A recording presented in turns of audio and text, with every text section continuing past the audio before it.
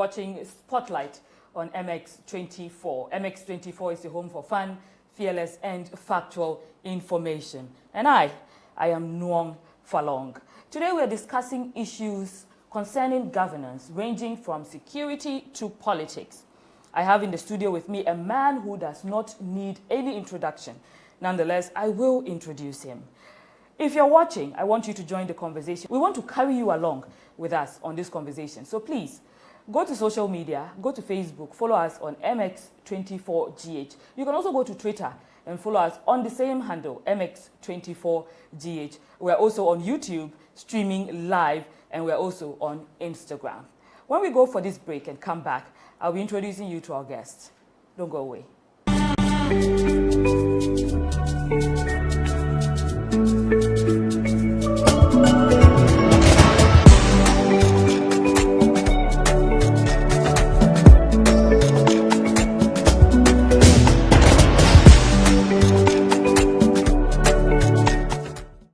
No, this is not business as usual. This is a different kind of business. From the global stock market to our central bank to insights on insurance and investment, Spotlight is a show for you. Here, we look beyond the numbers. On Spotlight, we'll tell you the complexities behind the figures. On Spotlight, we examine hardcore financial issues. Join me, Philip Nanfuri, on MX24, together with policymakers and experts as we talk business.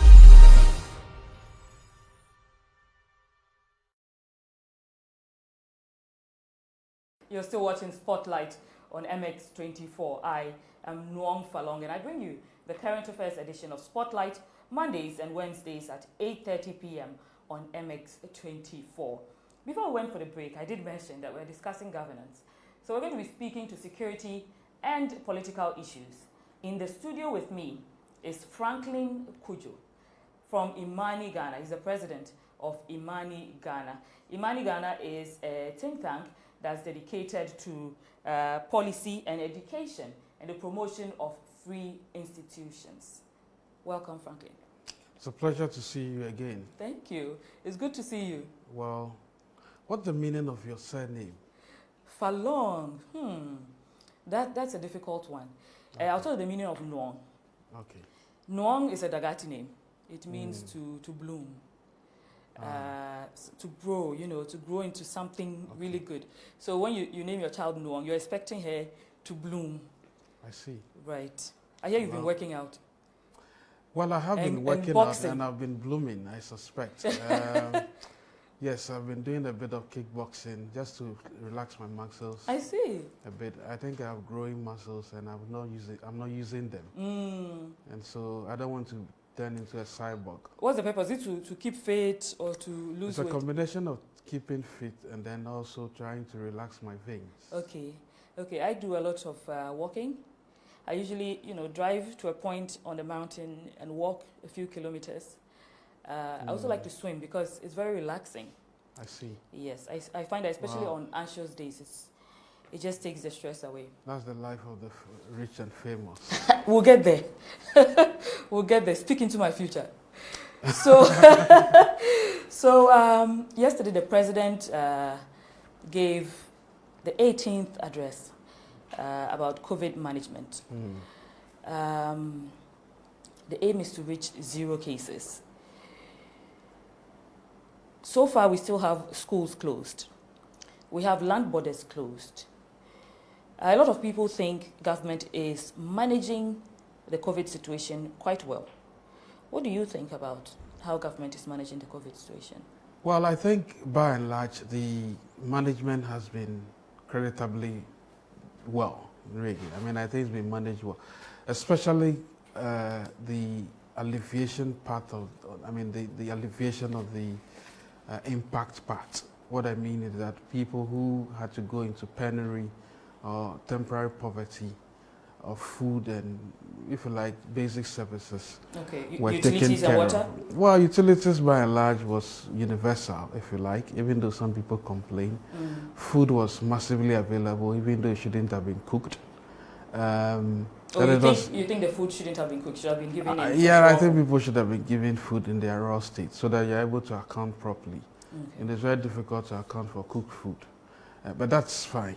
So people were impacted positively in that regard. I think that we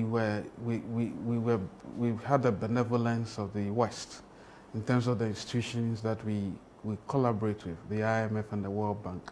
Apart from some of our debt that were stayed, we also had enormous amount of money, $1 billion from the IMF, almost $400 million from the World Bank, and pockets of millions from other development agencies, stakeholders actually did help. But I must say that yes, government deployed that much to my chagrin, really, because I thought that they were going to save a few procurement issues, which is allowed. You know, when governments never like to waste a crisis anyway, and so people were going to benefit even in times of crisis. We'll get there. You think some people benefited from the crisis? Who shouldn't have, of course. The procurement processes for feeding people was not so clear. But you see, let's not delve into that yet. Okay. Those are secondary questions which will be answered one day, one way or the other. But on the substantive issue of government doing well, in terms of alleviating the impact Corona had on the people, that was creditably managed. Okay.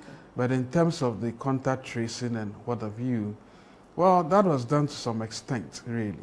I think it was a combination of luck and a combination of our ability to withstand several types of coronaviruses, by the way. Makeup, which is something leading experts, WHO and a few people have actually alluded to. I don't think by and large in Africa it was because we were testing more or we're doing anything exceptionally well. You think the success in managing it or the ability to, I don't know, contain the cases was more of luck than competence? Well, it was also the nature of our makeup, our DNA. We've been exposed to several types of coronaviruses. I mean, some of the most extreme forms of malaria could typify the behavior of some of these viruses anyway. Symptoms, yeah. So for me, I think we were mostly immune anyway. I mean, if you look at it carefully. If we take a cohort in the United States, the black Americans, they were dying like flies because they had vitamin D deficient. They were severely deficient in vitamin D, right? On top of the fact that the poverty levels within the black community is really high. So they have no access to quality health care. I'm not trying to dampen what we did, but what I'm trying to say is that let nobody make it look as if we had done some extra work in order to save lives. The fact of the matter really is that across Africa, most African countries, by our nature, by our DNA, were exposed to these things. So if you notice those who were dying, if you did a cross-sectional analysis of those who were dying, they were quite the aged. And then those who were at the bottomless pit of the most poor, really. I mean, but so that's what I'm saying. I'm giving props to the government for managing the economic impact, the debilitating impact on the people. So that's where you give them props, the economic impact. Oh, definitely yes, definitely yes. Okay. I mean, I think people were exposed to all these things anyway. You think there's anything extra that could have been done? Something extra in terms of, well, if we look at the fact that the economy has been decimated, the growth rate from an expected 7.2% to now almost 2%, actually it was negative, but the IMF seems to be a bit more upbeat about the economy now. We are looking at almost 1.6 to 1.8 to 2%. That is a severe beating by anybody's standard. Don't forget, even the 7.2 was largely nominal. It wasn't real. Right. So to but this think is something that's affected other countries. You know, the that's the point I'm making. So we had managed it well. Look, I had conversations with people at the Ministry of Finance. If we are locked down further, after the 3 weeks, revenues were not coming in. The country's coffers were seemingly empty.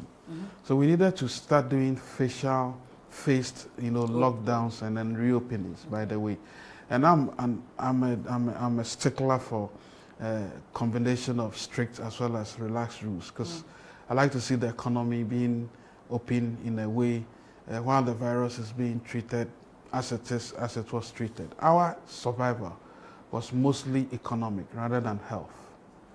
I don't think we made any stellar efforts in the health front. No, we didn't, because by our makeup, of course, there were times when contact traders were even complaining they were not getting money. It wasn't easy. Nurses, people were complaining of PPEs and what have you. But that seems to have been managed creditably well.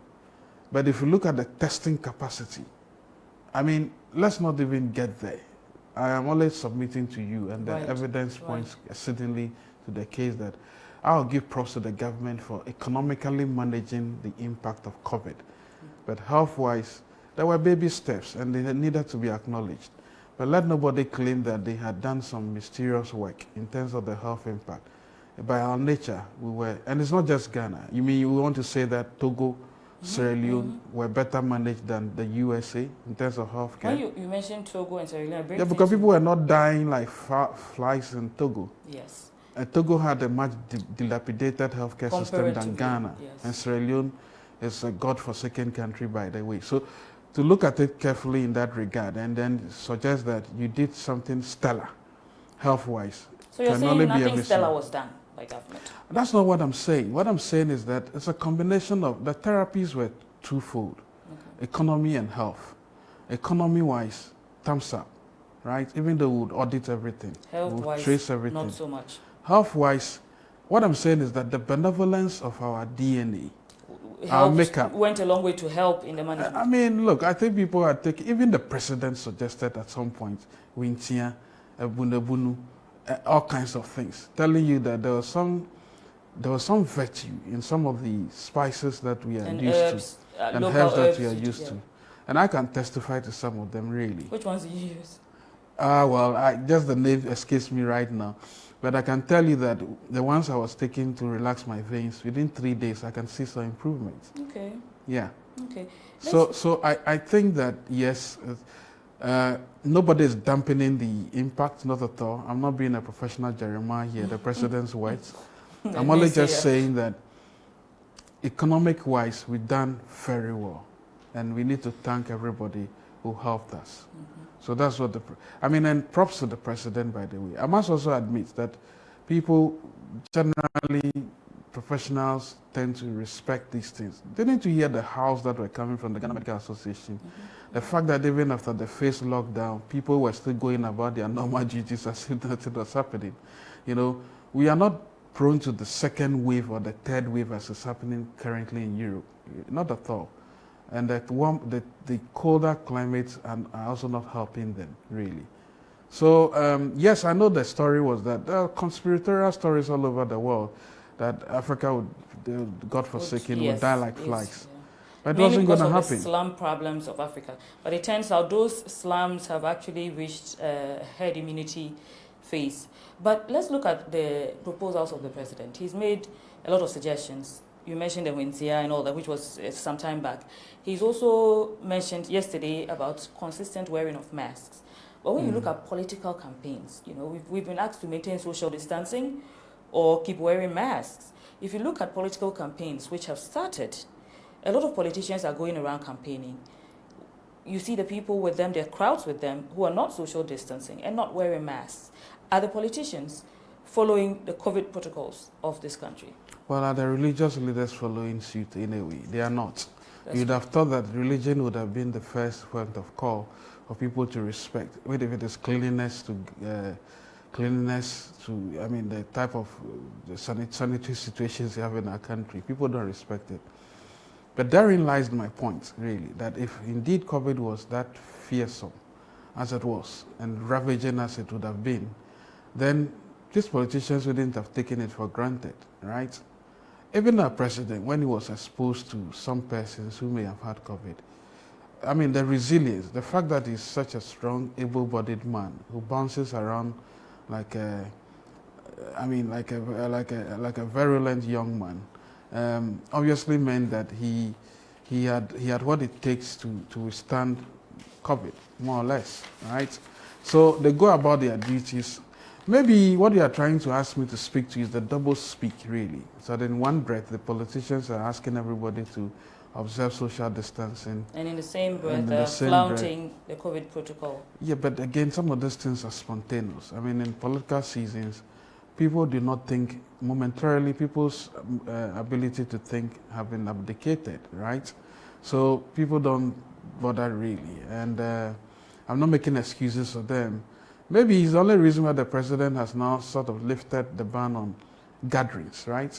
the last account, the 18th one, seems to suggest that the conferencing is allowed. Is allowed. Well, if you stretch it carefully, what it means is that what is a conference?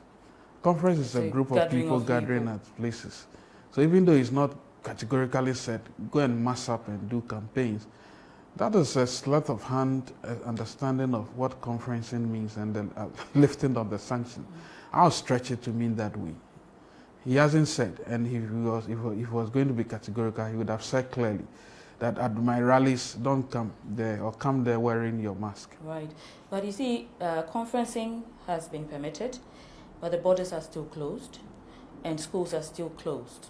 Is there a correlation? Because there are people who would say that, well, if you're opening conferencing, why don't you open up the borders and why don't you open up schools? Because it's the same human gathering.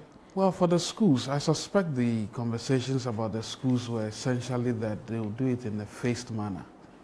So they started with the SHS students, then they did SHS 2, now they want to do JSS 1, 2. But if you look at the time lag between now and the next academic season, because we wasted a number of months, it only makes sense that opening will be done in January, as is suggested. One of the things the reason why maybe that approach was being adopted is the severe limitations of our healthcare infrastructure. Imagine there was a pandemic, and there was another type of pandemic, maybe cholera outbreak, as a result of the enormous filth that engulfs us. And when schools are open, people will link every outbreak of any disease to coronavirus, right? So maybe they were trying to be a bit cautious. Even disease outbreaks might be hidden under COVID, Well, exactly the case. I mean, there are all forms of triggers that you don't want to mess up with. And I suspect the president is gung-ho on trying to get zero infections. Zero infections? Yeah, do you think that's an attainable target anytime soon? Not if we were checking for the different forms of coronaviruses, but I can say that, well, just today, there's a story that one student tested positive for coronavirus, right? The school hasn't been mentioned. Yeah, the school hasn't been mentioned. So I suspect they are containing the effort. But that's one out of many. So it tells you that, by and large, we've managed to, look, by our own makeup, the things we eat, the way we associate, and all of that. I think on the health front, I don't think we were doing anything particularly stellar. People were hungry, There was real hunger, and the economies several economies, home economics, industrial economics, businesses, SMEs, which is the reason why the government decided to appoint my good friend, what's her name, Kosi Yankee, to head the SME Alleviation Fund, in order to give money to businesses and alleviate the pressure on people. Yes, SMEs at are concessionary rates. Kind of, yeah, even though it's not enough, it is still significant, right? So it's good. It mitigates their total losses during this COVID period. Let's move to security. We have recently had very interesting high-profile murders. We've had Professor Bene, who's the prime suspect for his murder, has just passed in police custody. We've also had the Mfantsiman MP, who was gunned down. What do you think about security leading into 2020? It depends on how you describe security. There are people who are dying out of hunger every day because of lack of economic security. There are people who are being maimed and killed in the villages that we never hear about, only because they are not high-profile people, right? I'm not suggesting that the killing of very productive citizens is not relevant. I'm only saying that if we're taken into consideration, if we adopted an equality approach, you'd have realized that to deal with security goes beyond just providing armed men at your house or by your house or in your car. It goes beyond that. Okay. This is borderline economic related. I mean, when I'm not making excuses for armed robbery, but armed robberies and then the derivatives of it, violent crimes, sometimes as a result of the want, really. I mean, people then decide. If we had the story about the infamous murder of this MP, that the statement that went along his shooting was that, well, you politicians give us hell. I mean, I won't glorify that statement, but you can't gloss it over as well, right? There was a UN rapporteur who came to visit Ghana in 2017, there about 2018, and his report was damning. After spending almost 11 days in the country, he said the politicians in Ghana just sloganeer, right? And they don't think about the ordinary persons, the quality, the gap between the wealthy and the not so wealthy is growing large. Even though by and large, just about two-thirds of Ghanaians are still maybe very poor. But look at the multidimensional index on poverty. Almost 40% of people are poor. I'm not trying to rationalize crime. Yes. But when I hear the issues about the rising security, well, it's not only because this happened to a few high-profile people. Okay. But it happens to us every time. So when you mentioned that I've been carjacked before a few years ago. I've also been robbed before. Well, so there you go. So when you bring in the ordinary person and the security issues that they also face, does it mean you're not totally for the argument of protecting parliamentary members of parliament? No, I've never said that. I've never said they shouldn't be protected. By their work, they are supposed to be protected. By, so you support the deployment of 200 policemen to protect parliamentary members? Well, the nature and the reason for which it was done is what we are describing as a bit, which sounded a bit callous. Okay. Because you see, it's a microcosm of the depth of our thinking when it comes to providing security. See, a government's duty is to provide security for its people and protect their property. If any government cannot do that simple job, they have no business doing any other job as well. And by protecting people's lives and livelihoods, what I mean is that not necessarily to go and provide cover or protection for your laptop or something that was stolen, right?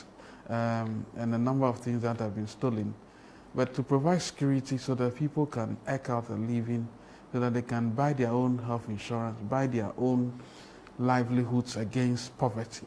But that form of security is very important. Does the deployment of these 200 men to protect members of parliament solve that general problem of providing security for everyone who needs it? Well, from the first principles, we are supposed to be dealing with over 42,000 policemen. We don't have that. There's a shortfall of about 7,000 already. And taking 200 further causes a shortfall. See, the police's problem is one of political interference, a number of ineligibles that are employed in the service. There's low morale. They use Second World War type of weaponry. But would that be solved if there wasn't as much political interference in the police force? Well, of course, the police service were professionalized and their IGP was chosen through the ranks rather than being handpicked. It's the only way the president can seemingly be threatening the IGP that if we don't solve this infantiman murder, well, basi. Yeah, but if it was done professionally, he wouldn't even have to dare anybody. Because the professional service would have done its work without recourse to the presidency. So you think the police force was professional enough? The president, it would have been needless for the president to give any directive? Exceedingly needless. It wouldn't even arise. You see the police being professional and giving us updates. Not when they have to be pointed to what they have to do. So they look over their shoulders, what will I do? All of a sudden, there's within the shakes of a lamb still, some people have been apprehended. You see, justice must be seen to be done. I don't even know the identities of those who have been apprehended. But whenever you force this type of scenarios, some 4 people, if you don't take care, if you don't take care, you are putting pressure on due pressure, and they may go and arrest ineligibles, and then all of a sudden the case gets drawn, and all of that. Wasn't another MP, my good friend Medet, what's his name again? Joe. Well, I've forgotten the guy's name. Dankwa. The MP was murdered about 4 years ago. Yes. Yeah. Yeah, but what has become of that story, really? Wasn't a fellow journalist brutally murdered as well? Absolutely. What has become of that story? That's why I say that you can't have a piecemeal security arrangement and only yell whenever one of your own is unfortunately killed. There are many people who are going through a lot. The police transformational agenda must make meaning. They showed it to us. We told them, if we went out and supported you, would you back us up? Yes. The next thing they were buying were helicopters. And I said, you lost the plot. You think And it lost Busderi focus shouldn't on have the started police buying transformation? helicopters. What was the point in buying helicopters? Was it to, in the words of Mr. Passera, who wants to employ, what's it called, paramilitary, and then buy helicopter gunships? And we are not at war. You don't need gunships. You don't need helicopter gunships. Of course, unless, of course, you have a feeling that Ghana's territorial integrity is being compromised, and so you need helicopter gunships. No. What I'm saying is that the military, the Interior Service Ministry lost its way. When the police transformational agenda, what they needed was quality policing. They don't want to be infiltrated by quacks and party vigilante men. So that must be addressed. You have all these policemen who somehow, half of their body is even in your car begging for money all the time. I don't see the point. You have all these policemen. So the force for you needs a whole transformational agenda. And it must be driven by the police service without them having to look over their shoulders. If you ask me, I think I can tell you who the IGP should be, but I won't say it. But, why not? Yeah, because I think if they were going according to professionalism, well, I mean, I may have my own You think the IGP now was not chosen for professionalism? I don't even know him. I don't need to know him. I'm only saying that if I were IGP, I don't even have to wait for the president to tell me, nah,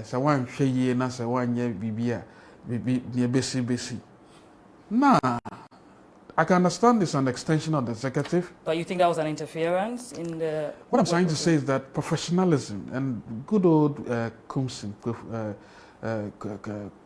of IMANI, Captain Kumsin, who used to guard a champon, who is a board member of IMANI, will tell you that one of the challenges the service faces, all services, by the way, I think the military is to some extent much better. It's the depth of professionalism within our sector. He gave a lecture, thought leadership lecture, about 8 years ago. And everything he said still rings in my mind. So when the police invited us 3 years ago, civil society, to unearth their police transformational agenda, I only asked them one question. Where would you drive this thing but for you to be looking over your shoulders to see who appointed you and who appointed you?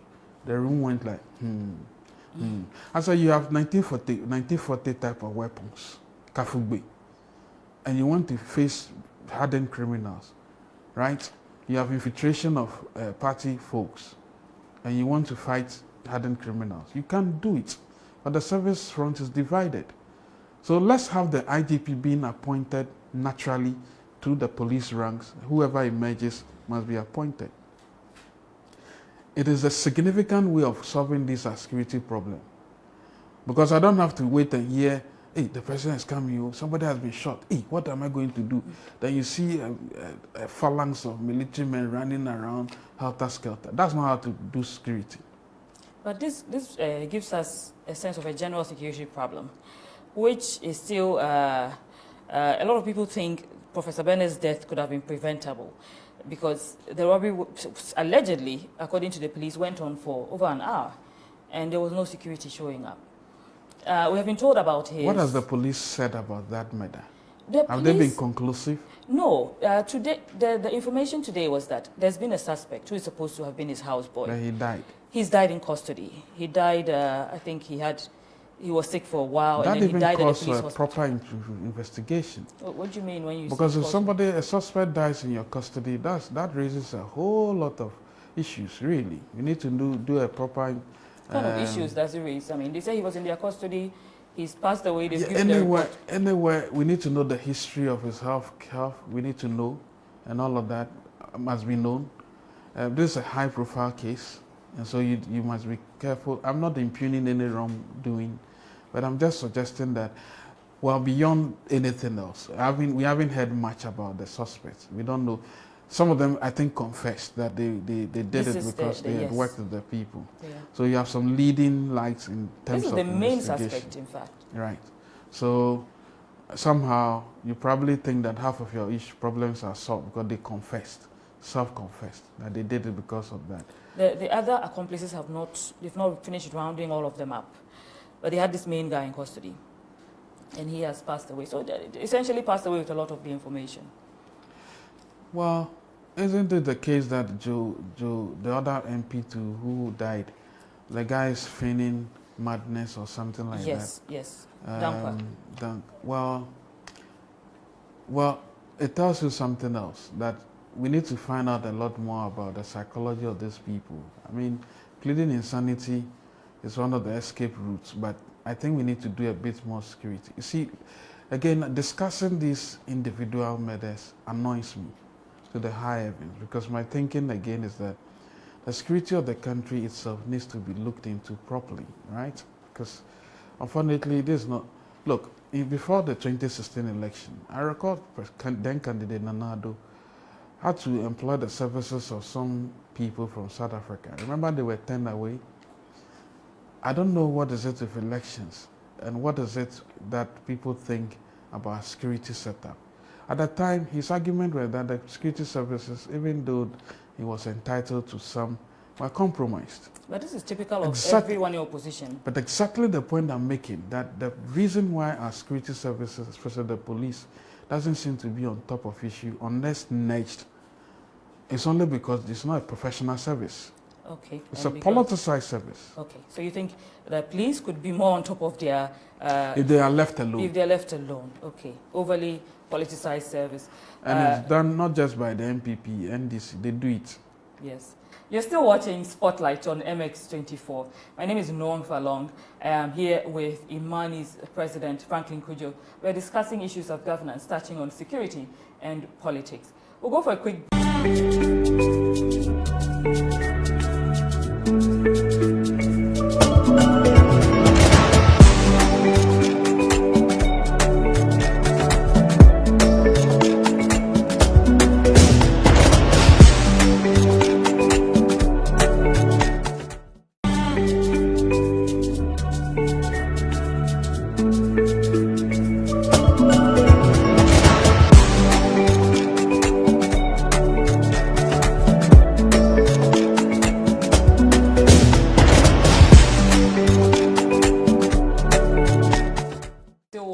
Spotlight on MX24.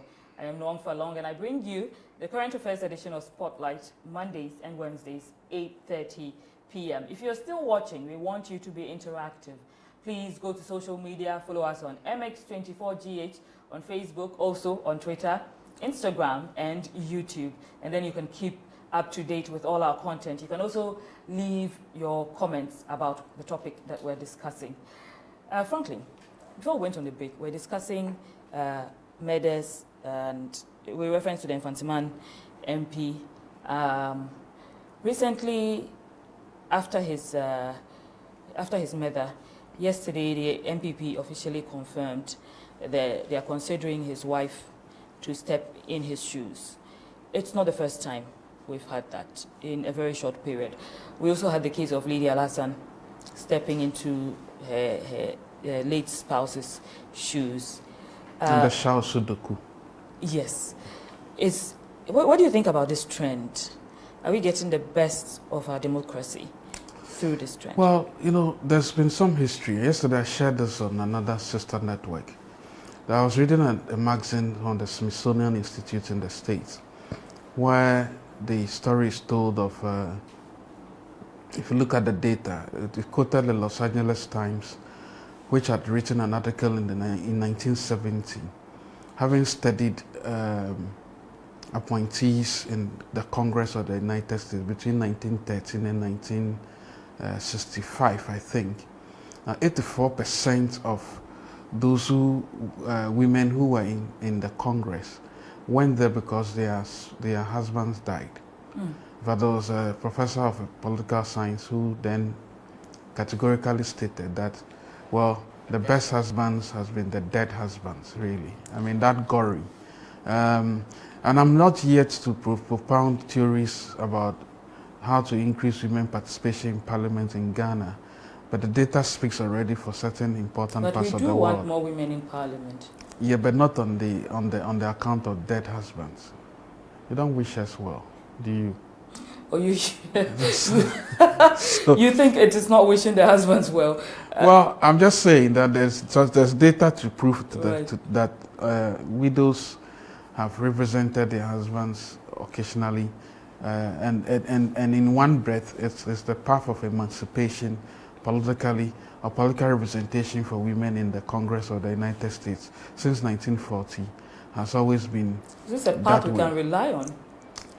Yeah, but then you don't want Agent provocateurs to start killing people and be looking for people who are. That's, I mean, even while I was citing this, a part of me, mischievous part of me, was also saying that I hope I'm not recommending the formula for increasing women participation in parliament. But the story is told. I think it's about, usually you see it's about sympathy. And we did a poll in Infantiman. We looked at all the 61 towns already. As of Saturday, 4:10 p.m., 1,801 persons, 804 persons who had been surveyed, close to 65% were of the view that the woman should represent the constituency. So there was data to back it. Yeah. Right. A lot of it may be sympathetic. Pity for exactly, but that is one. But I think people were naturally saying that, well, they feel she's also competent. Okay. There have been instances where people have gone on the account of their dead husbands and they've kept mute in parliament. I don't know if Lydia Hassan has spoken ever in parliament. I don't know how effective she has been. I think she's been very effective with billboards, by the way, and trying to look for.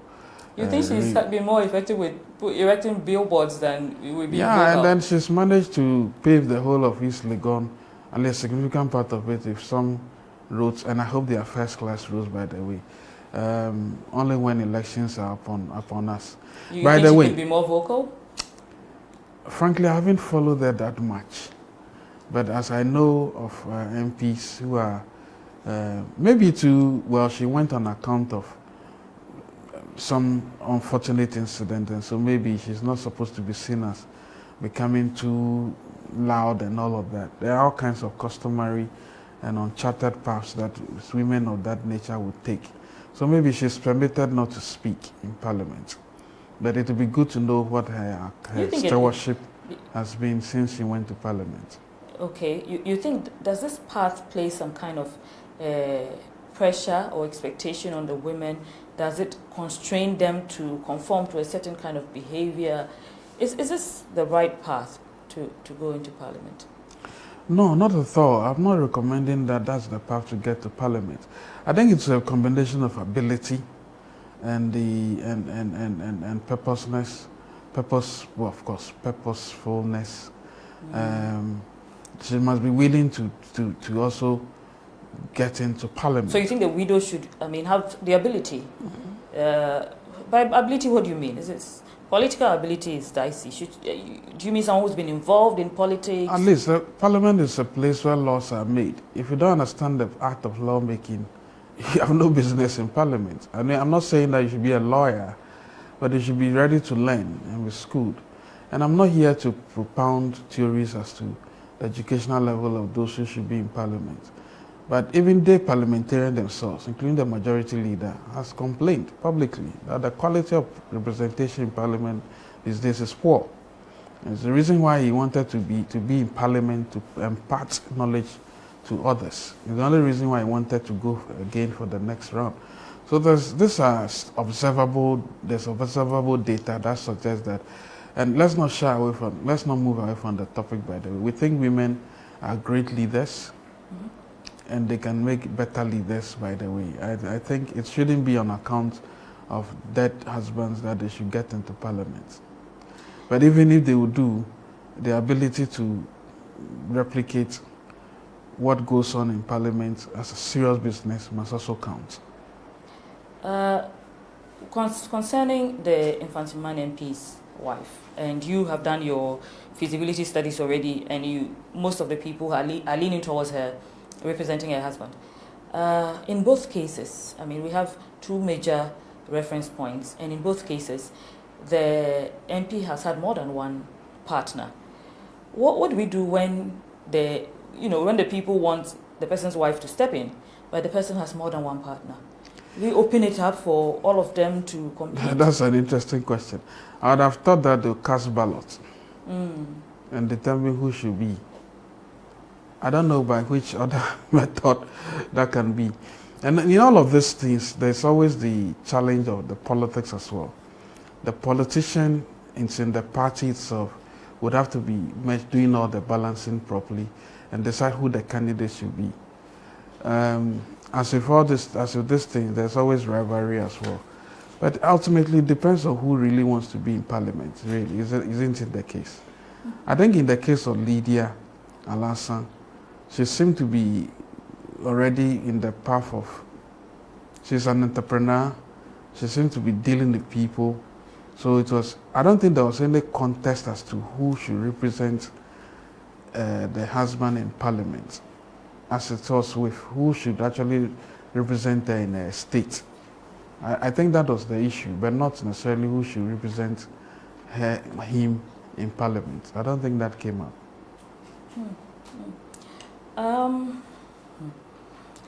For these women, should we be able to give them an option? Do they even have an option of, my husband has died, maybe I'm a member of the party, should I step in or not?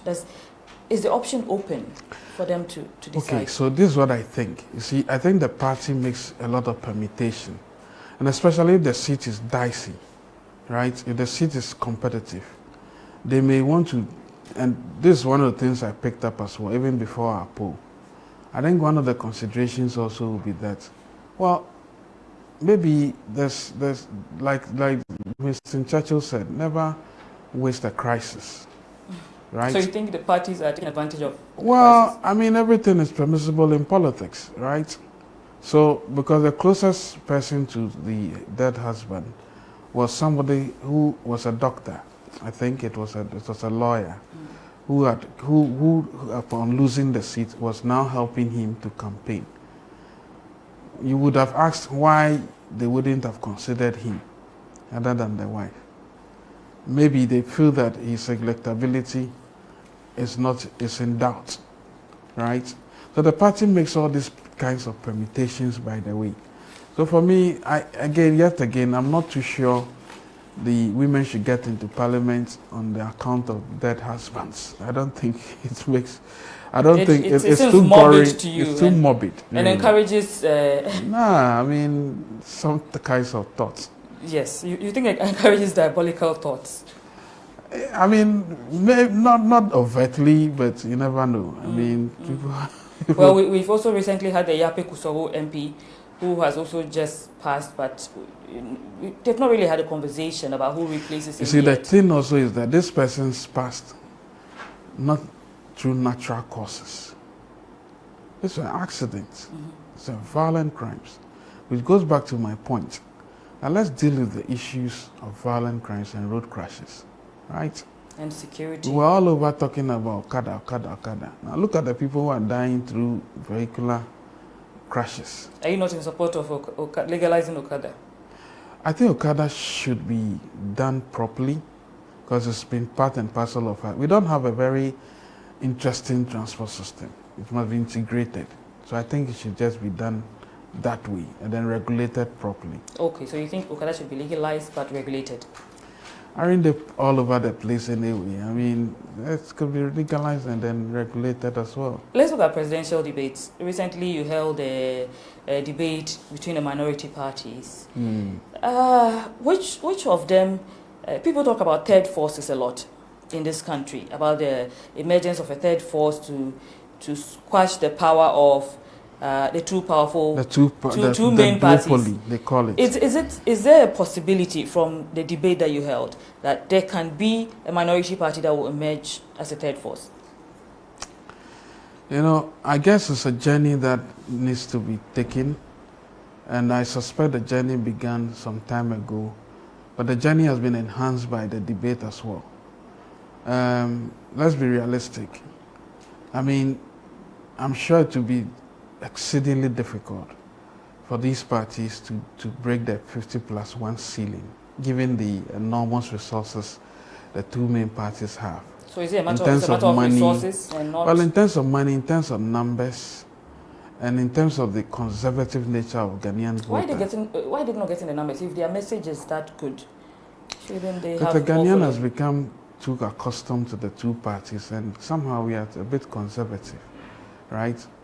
But I believe there's been a lot of shift and a lot of movement towards some level of, inquisition when it comes to being armed with some of the very interesting things I heard some of the candidates speak to when they were asked questions on debate night. And I think by and large, that is the way we should go. These debates are useful to the extent that they are discussive, they are interrogative, they are educative as well. Is a third force possible? Well, a third force is possible. Indeed, they are living... Don't forget there have been third forces before. I mean, the PNC has been in power before, right? But they've had challenges, and they were decimated by other parties, by the way. So it's doable. I suspect the only thing standing in the way is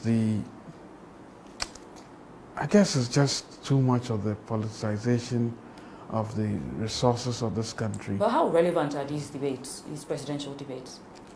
Well, to the extent that they become an avenue for people who want to hear new things and be armed with information to be inquisitive enough to ask for some level of transparency and accountability. It's useful. I mean, we got a lot of reviews from people who had watched it and said it was a much better way of determining how people would govern. At least they had alternate voices to listen to, and it was very important. It was a pity that the president says he's busy forever, and so can't have a debate, even though Mahama is ever ready. Have you reached out to him? Oh, we did. Both Mahama and President Nana. And do you think there's a possibility that there will be a presidential debate before the 2020 elections? Well, if the president can stop some of the commissioning of things like street lights, traffic lights, he can find time to come and debate. Has he said he doesn't have the time? Yes, he said he doesn't have time. Okay. Why don't you tailor it to suit his time? I mean, maybe you're right. Maybe you do a Zoom. you do a Zoom debate. Yeah, have you? Zoom debate. So you should maybe make that suggestion. He's my friend. Tell that. Yeah. I hope he doesn't take what I said a moment ago too seriously. But certainly, Mr. President, if you're listening and watching, please. I know. Slow down with the commissioning. In politics, even around this time, if somebody invites you for outdoor recreation, please put that aside. So you think he should be able to make time for the debate? He's my friend now. Why do you think, do you think he's genuinely too busy, or you think he's deliberately... Oh, I don't think he's too busy. Even before I even told them about the date, they said he's busy. And I said, but Chief, I've not even... I've not even mentioned the date. so why are you running away? So you think it was already... The refusal was predetermined? Exceedingly predetermined. But the letter was very well written by my good friend Nana Santibede too. I have to find out if that's the president who did it or Bede who did it, because I'm not too sure. But you can't do it without his consent, right? One of the things I know about the president is that he's just an effective debater, right? He's an excellent speaker, and he is his own man, really. So, Mr. President, I beg, you can stop commissioning some of these yet to be done projects and then come for a debate. If I to show up your credentials, really. Do you think the debate would do anything for Ghanaians? A debate between... whenever I hear that question, it infuriates me that much. Not because of the person asking, but the reasoning behind the question. And I'm thinking, what about debate that is unhealthy? In a politically competitive environment like this, you know, this election, it's so competitive, you can't even tell who is winning, right? But some parties have said that a debate does not necessarily add to their the number of their votes. Well, it's a general debate. A lot of people use that angle, that the debate doesn't do anything to increase their votes. Let me tell you how a debate increases the votes. How does it do that? You recall when the MPP launched its manifesto with fanfare, and all over the country, everybody was watching. Then when John Mahama launched his manifesto, I was one of those who were pleasantly surprised when I heard the content of that manifesto. You know what they did to the MPP? No. They went over themselves. They started with Okada. Oh, Okada is evil. Okada is bad. They spent a lot of time talking down Okada. They spent a lot of time saying, oh, John Mahama cannot do it, cannot do it. Let there be a debate. And we'll put to John Mahama why he thinks an integrated transfer policy requires an Okada in its current state. And let Nado say that, well, I think Okada may be part of this transportation system, but it's maiming people's lives and it's too much and we don't want it. Then we'll ask follow-up questions. What are the statistics looking like? Are you suggesting that in every nook and cranny of this country, there should be no motorbikes at all? And John Mahama, do you think that this is just one of those electoral charms you want to throw at people in order to win votes? Have you done any study? You claim there are 800,000 Okada people, right? What is it about them that you think can be supported? So I can see John in his element talking plenty. Even Anado in his element justifying why Okada must not in this current state be done. Then I'll ask him a follow-up question. Looks like you have your questions Mr. President, I think you're not being fair to Okada people because you commissioned a company in the north not long ago to produce Okada, manufacture Okada and tricycles. Who's going to use those Okadas? Who was going to use them? Who do you expect them to buy? And you said there shouldn't be a debate. All we should be doing is spin doctrine on radio, high-octane spin, noise all over the place. You don't know who is talking and who is talking. Listen to what happened to the Okada. They went further. The vice president said, oh, no, Okada. The Transport Ministry has started stakeholder consultations to discuss Okada. The same day the vice president was saying no Okada, the Transport Ministry was on radio holding discussions with Okada people. So there's a grand concept. There's a need for a debate. I'm salivating already because the questions will be asked of their own thinking. The questions will not, if I would tell them where the questions will come from. Okay, so you are giving them a call? Oh, acidly, yes. It's based on your own manifesto. Okay. Come and account to you are running away. Right. Thank you so much, Franklin. We want to go on, but we don't have enough time. All right. Thank you so much for joining us.